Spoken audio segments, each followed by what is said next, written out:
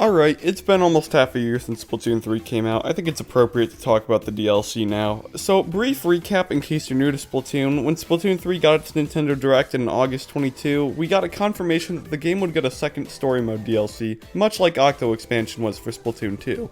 We got no other details on it besides the fact that it will revolve around Pearl and Marina, which makes sense. They hosted the Chaos vs. Order Splatfest, but we have no clue how their life is post-Splatsville migration where everything is chaos. So, straight to the question, when are we going to hear about the DLC?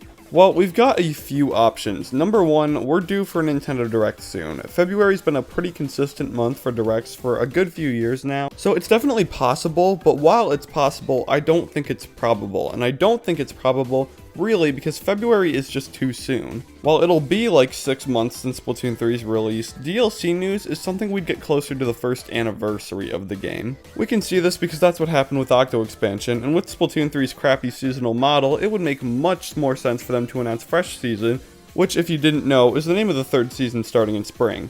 Nintendo's not in a position where it really needs to necessarily show off paid DLC when they could just show off another season. Splatoon 3 is still selling incredibly well. They don't need another reason to sell the game just yet. What they need is more content to keep the current players invested, which they've been doing terribly at, but that's for another video.